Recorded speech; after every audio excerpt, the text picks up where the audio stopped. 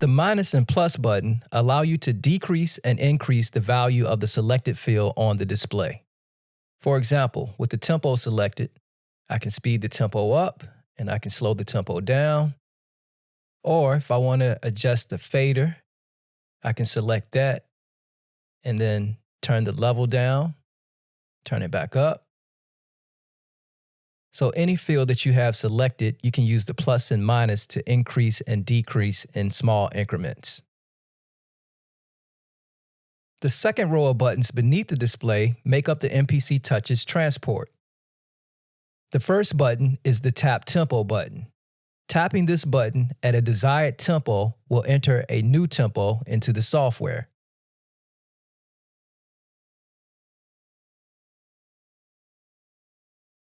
So it adjusts the tempo based on the average of my taps. And it said that I tapped somewhere around 86.5 beats per minute.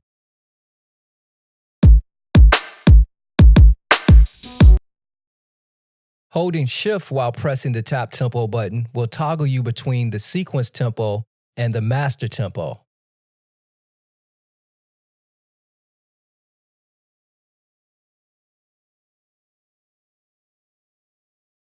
Next is the Record button.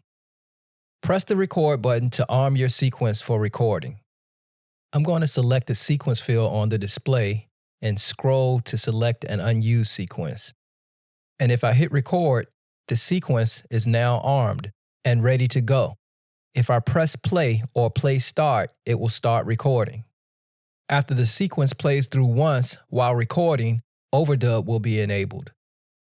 This is just a 2-bar sequence. I'm going to program in a kick drum on a 4 on the floor pattern using note repeat set to quarter note.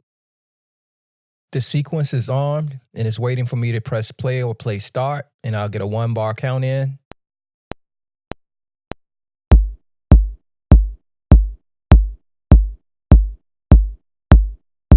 Now it's in Overdub. Recording with the record button as opposed to with the overdub button will erase any note events in the sequence.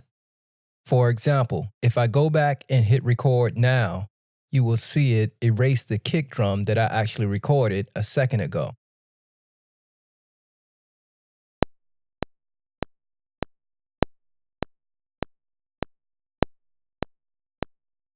Gonna undo that. Now right next to the record button is the overdub button. When you record with overdub, you can record events into a sequence without overwriting any previously recorded events. And you can enable overdub before or during a recording. For instance, I'm going to start playback. I'm going to activate overdub and add a snare.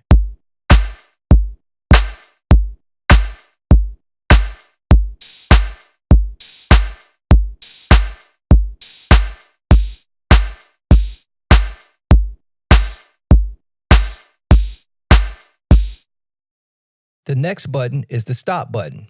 The stop button has several functions. First and foremost, pressing the stop button stops playback. You can also double press this button to silence a sample that is still sounding once a note stops playing. A quick demonstration. I'm going to play this sample that I brought in earlier. Now, even though I've taken my hand off the pad, the sample continues to play. If I double press the stop button, the sample stops. Quickly pressing this button 3 times will act as a MIDI panic and shut off all voices and stop all audio processing. You can also press this button to abort loading any files that are being loaded. Say for instance you select a project or program to load that you didn't mean to. Next up is the play button, and it does exactly what you think. Press this button to play your sequence from the audio pointer's current position. Currently, my audio pointer's position is almost at the end of bar 1. If I start playback using the play button, it will start from that point. The final button in the transport is the play start button. Press this button to start playback from bar 1 or your start point. In this case, my playhead is almost halfway through bar 2. If I hit play start, the playback will start from the beginning of the sequence and not from the current position.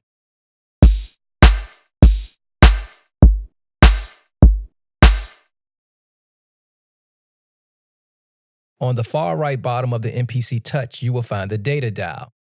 Use this dial to scroll through available menu options and adjust parameter values of the selected field in the display.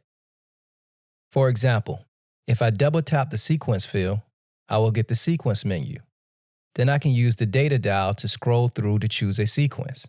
I can actually select the sequence I want by pressing the data dial. With the sequence parameter field selected, I can still use the data dial knob to scroll through sequences without double tapping and selecting the menu. This applies to any selected field on the display. I can even use it to adjust the fader or the panning.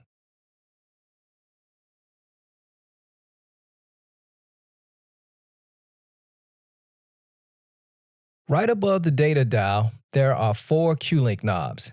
Use these touch-sensitive knobs to adjust various parameters and settings. The knobs can control one column of parameters at a time. To demonstrate this, I'm going to go to my menu, then go into Program Edit. From there, I'm going to go to the Samples page, and there are 4 columns of parameters available here. There's a layer column, a semi-column, a fine column, and a level column. As I said earlier, the knobs can control one column of parameters at a time, and the lights above the Qlink knobs indicate the currently selected column. So the light that's lit up right now is the 4th light, letting you know that the 4th column is selected. If I hit the Qlink button, it takes me to the 1st column. Now the first Qlink knob will scroll through the samples for the first layer of this pad. So as I scroll, you can see it changing to different samples. With the second light lit, now the Qlink knobs can be used to tune the samples in semitones. As I adjust the knob and play back the sample, listen to the pitch.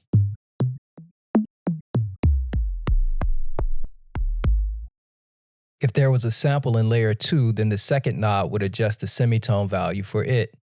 The third knob would do the same for layer 3, and the 4th knob for layer 4. If I hit the Qlink button again, then I'm on the fine tune column, and the first knob would adjust the fine tune of the layer 1 sample. And finally, the 4th column would adjust the levels for the 4 layers of samples.